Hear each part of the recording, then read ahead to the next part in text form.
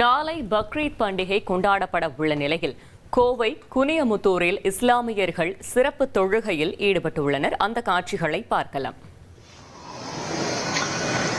سبح اسم ربك الأعلى الذي خلق فسوى والذي قدر فهدى والذي أخرج المرعى فجعله غثاء أحوى سنقرئك فلا تنسى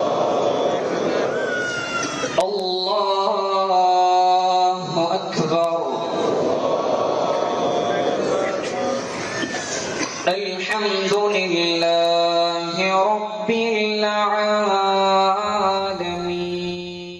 கூடுதல் தகவலை செய்தியாளர் கார்த்தி கூற கேட்கலாம். கார்த்தி, வணக்கம். முழு தகவலையும் சொல்லுங்க.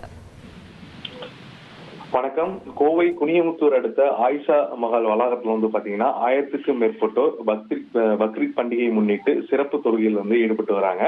இஸ்லாமியர் அமைப்பில் கூடிய ஜாக் அமைப்பினர் இந்த ஏற்பாடுகளை செய்து வருகிறார்கள். அதாவது பக்ரீத் பண்டிகை என்பது இப்ராஹிம் நபி இறைவனின் ஆணையை ஏற்று தன் மகனை பலியிட முயன்ற போது இறைவன் மகிழ்ந்து அந்த மகனுக்கு பதிலாக ஒரு ஆட்டை பலியிட செய்த நிகழ்வை நினைவு கூறும் வகையில் ஒவ்வொரு ஆண்டும் இந்த பக்ரீத் பண்டிகையானது கொண்டாடப்பட்டு வருகிறது. இதுல இஸ்லாமியர்கள் பாத்தீங்கன்னா அவர்களுடைய தியாகம் மற்றும் தானம் உணர்வை குறிக்கும் நாளாக இந்த நாள் கொண்டாடப்பட்டு வருகிறது.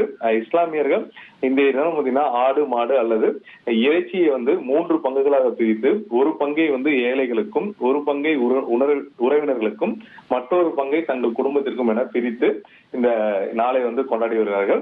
அதே சமயம் இந்த நாள்ல தியாக உணர்வு மற்றும் ஈகை மற்றும் சகோதரத்துவத்தை வலியுறுத்தும் நிகழ்வாக இந்த நாளை அவர்கள் கடைபிடித்து வருகிறார்கள். அதன் ஒரு பகுதியாக நாளை தமிழ்நாடு முழுவதும் பக்ரீத் பண்டிகை கொண்டாடப்படுகிறது. அவர்கள ஒரு அமைப்பு ஜாக் அமைப்பினர் இன்று அந்த பண்டிகை கொண்டாடுவதற்காக சிறப்பு தொழுகையை மேற்கொண்டிருப்பது மிக முக்கியமாக பார்க்கப்படுகிறது.